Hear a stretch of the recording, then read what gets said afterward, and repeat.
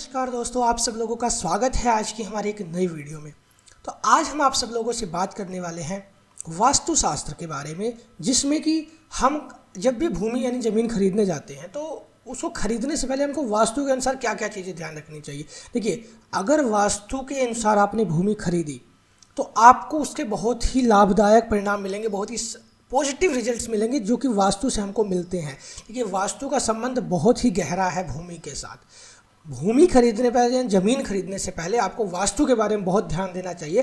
तो आज हम आपसे एक दो नियमों के बारे में बात करेंगे कि जब भी आप ज़मीन खरीदने जाएं ना, तो उस चीज़ को हमेशा ध्यान रखें और उस चीज़ का ध्यान रख के आपको बहुत फ़ायदा होगा। तो चलिए हम बात शुरू करते हैं। तो नियम नंबर 1 क्या है? सबसे पहले भूमि का परीक्षण करना चाहिए। इसके लिए जिस भूमि पर घर बनाना है उस भूमि पर 1 हाथ गहरा खड्डा खोद लें, यानी गड्ढा खोद लें, और उसमें से निकली हुई मिट्टी को पुनः उसी गड्ढे में भर दें। यदि मिट्टी कम पड़ती है, यदि मिट्टी गड्ढे में जब हम भरते हैं, यदि गड्ढे में से निकली हुई मिट्टी गड्ढे में भरते समय उससे कम हो जाती है तो ये व्यक्ति के लिए शुभ कारक नहीं है, ये अशुभ कारक है। यदि मिट्टी समतल यानी कि गड्ढे से निकली हुई मिट्टी जब हमने दोबारा गड्ढे में भरी तो वो गड्ढे के बराबर ही आ गई, तो यह सामान्य फल समझना चाहिए आपको कि सामान्य फल देने वाली है, ना तो हानि देगी और ना ही लाभ देगी। और यदि हम उस मिट्टी से, जो मिट्टी उस खेत से, मतलब उस स्थान से जो मिट्टी निकली है, उस गड्ढे से जो मिट्टी निकली है, यदि वो मिट्टी भरने के बाद भी बच जाए, यानी ऊपर तक आ जाए, समझ रहे हैं आप मेरी बात को? यदि मिट्टी भरने के बाद भी मिट्टी ऊपर तक आ जाए तो आप ये समझिए ये बहुत ही शुभ फल देने वाली होगी। यह वास्तु का पर निवास करना बहुत ही शुभ कारक समझाएगा। वास्तु का अर्थ उस भूमि पर वास करना। चलिए नियम नंबर 2 के बारे में करें। ये बहुत ही आसान नियम था, नियम नंबर 1, जिसमें आप मिट्टी को खोद देते हैं 1 हाथ गहरा। 1 हाथ गहरा खोदने के बाद, अर्थात 1 से 1.5 फुट लगभग 1.5 फुट आपने जब गहरा खोदा मिट्टी को, किसी भी भूमि में या जहाँ पे भी आप ज़मीन खरीदना चाहते हैं वहाँ पे 1.5 फुट मिट्टी खोदिए और उसके बाद उस मिट्टी को उसमें डालिए। यदि वो जितना आपने गड्ढा खोदा है, मिट्टी अगर वो उससे नीचे चली जाती है, यानी मिट्टी कम पड़ जाती है गड्ढे में भरते समय, तो आप समझिए आपको वो भूमि नहीं लेनी है। यदि वो भूमि में मिट्टी आपने भरी और मिट्टी बराबर हो गई तो आप चाहें तो ले सकते हैं, ना चाहें तो नहीं, क्योंकि उससे कोई फ़ायदा और नुकसान नहीं है। तीसरी चीज़, यदि मिट्टी ऊपर आती है यानी गड्ढे से बाहर हो जाती है, मिट्टी भरी आपने और मिट्टी बच गई भरते समय, तो उससे क्या होगा आप ये समझ लीजिए, मिट्टी बहुत ही अच्छी है, भूमि बहुत ही अच्छी है, आप उसे खरीद सकते हैं। ये जानकारी आपको जरूर याद रखनी चाहिए। चलिए बात करते हैं दूसरे नियम के बारे में।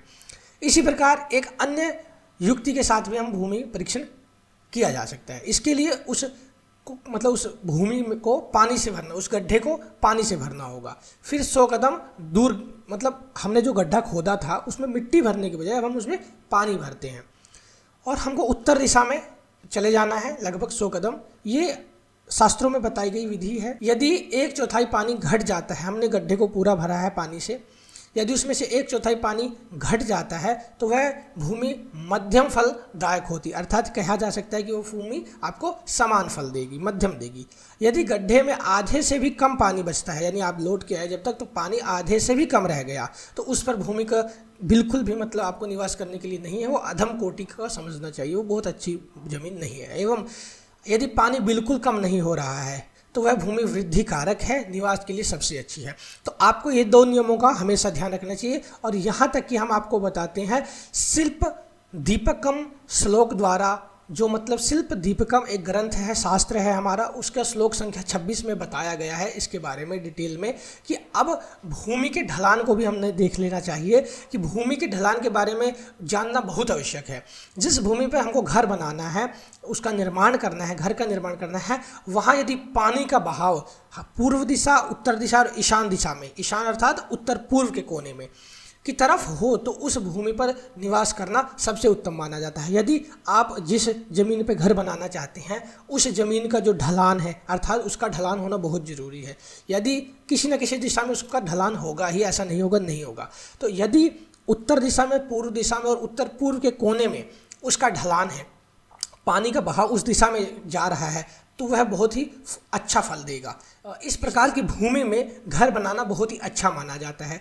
आगे आने वाली वीडियोज़ में हम ये भी बात करेंगे कि किस प्रकार की किस कोने में किस कमरे को बनाना चाहिए, किस स्थान पे आपका रसोई होना चाहिए, किस स्थान पे आपका अलग अलग कमरे होने चाहिए, किस स्थान पे आपका बाथरूम होना चाहिए। आने वाली वीडियोस में हम इसके बारे में बात करेंगे। फिलहाल हम बात कर रहे हैं भूमि के चयन के लेके, तो किस और ढलान होने पर किस प्रकार की भूमि आपके लिए योग्य है। तो यहाँ पे मैं आपको एक चार्ट दिखाऊंगा, उस चार्ट से आपको ये पता लगेगा कि अगर जल का प्रभाव यानी प्रवाह जो है जल यानी भूमि पर ढलान किस ओर है, जिससे आप ये जान सके कि आपको किस ओर लेनी चाहिए। देखिए, यदि पूर्व की दिशा में, ईशान की दिशा में और उत्तर की दिशा में, ईशान अर्थात पूर्व और उत्तर की दिशा का मध्य, ठीक है, यदि इस दिशा में ढलान है, पानी का बहाव जाता है या ढलान है, तो ये बहुत ही सुखद माना जाता है। हम आपको चार्ट दिखा देंगे, 6 ऐसी दिशाएं हैं जिनमें अगर ढलान होता है तो उनके अलग अलग फल हैं। चलिए मैं बता भी देता हूँ।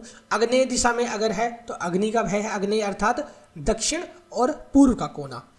चलिए दक्षिण की दिशा में यदि है तो मृत्यु का भय है, यदि ढलान दक्षिण दिशा की ओर है, उत्तर से उठी है, पूर्व से उठी है और दक्षिण में है ढलान, तो वो बहुत अच्छी नहीं है।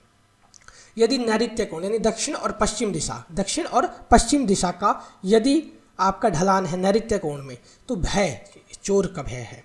और वायव्य कोण अर्थात उत्तर और पश्चिम में, यदि वायव्य कोण जिसे कहते हैं उत्तर पश्चिम का कोने को वायव्य कोण कहा जाता है, वहाँ पे अगर ढलान है तो धान्य की चोरी का, धान्य अर्थात अनाज। और यदि पश्चिम दिशा की ओर ढलान है यानी पूर्व से उठी है पश्चिम की ओर ढलान है, तो ये शोक प्रदायक है, आपके लिए अच्छी नहीं है। सबसे अच्छी ज़मीन जो है, सबसे अच्छी खरीदने लायक ज़मीन जो है वो है पूर्व की ओर ढलान हो या उत्तर की ओर ढलान हो या ईशान कोण की अर्थात पूर्व और उत्तर के कोने में। इसके अलावा अगर भूमि ले रहे हैं तो उसका ढलान माना जाता है कि बहुत अच्छा नहीं है। इसके आगे हम कुछ और वीडियोस, आप आने वाली वीडियोस में हम और भी अच्छी बताएंगे कि गज पृष्ठ क्या होता है, कुर्म पृष्ठ क्या होता है, जिसमें कि अलग अलग पृष्ठ की आकृति बनती होती है भूमि पर। उससे आपको बहुत अच्छी बातें पता चलेंगी उस आने वाली वीडियो में।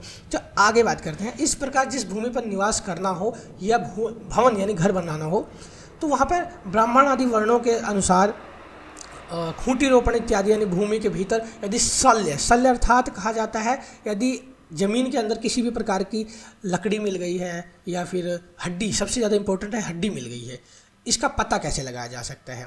तो जिस भूमि के अंदर शल्य मैं कहूँगा तो आप ये समझिए किसी प्रकार की ऐसी चीज़ जो कि आपको नुकसान दे रही है। वहाँ पे भूमि में कोई दरार है या क्षारीय भूमि है, चूहे या सांपों के बिल हैं, तो वहाँ पर खोदने पर हड्डी इत्यादि निकलना है, तो इस भूमि का मकान नहीं बनाना चाहिए। अगर ऐसे स्थान पे आपको हड्डी मिलती है या किसी भी प्रकार, किसी भी जानवर की हड्डी मिल सकती है आपको, तो इस जगह पे खोदने पे आपको अगर किसी भी प्रकार की हड्डी मिलती है तो वहाँ पे आपको भूमि या उस भूमि पे आपको कभी भी घर नहीं बनाना चाहिए। तो शास्त्रों में ऐसा कहा गया है कि शास्त्रों में जो उल्लिखित विधि है उसके अनुसार शल्य शोधन करना चाहिए आपको। तो शल्य शोधन के बारे में हम आपको अगली वीडियो में बताएंगे। यदि आप इस वीडियो में के बारे में देखना चाहेंगे तो आप कमेंट ज़रूर करना कि भूमि के अंदर से अगर कमी है, ज़मीन के अंदर कमी है, तो उसको हम कैसे जान सकते हैं और किस विधि से हम उसको सही कर सकते हैं, यानी कि भूमि के अंदर जो हड्डी ज्ञान करने की विधि क्या है।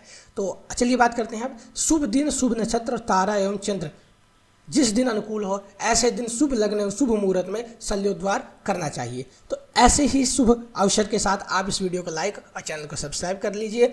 और हाँ, अगली वीडियो में हम जरूर ये बताएंगे आपको कि भूमि यानी ज़मीन के अंदर शल्य मिलता है यानी कोई भी हड्डी मिलती है तो उसको हम पता कैसे लगाएंगे, उसके ज्ञान करने की विधि क्या है। चलिए, ये वीडियो आपको कैसा लगा। आपको मैं हमेशा बताना चाहूँगा, आप लोगों के साथ की वजह से हमारे चैनल पे एक ऐसी वीडियो जो कि मैंने बनाई थी भगवान सूर्यदेव को जल अर्घ देने के बारे में, जो कि वैदिक ज्ञान है, जिसका वास्तु से भी बहुत गहरा संबंध है, यानी कि वैदिक ज्ञान और वास्तु अलग नहीं है।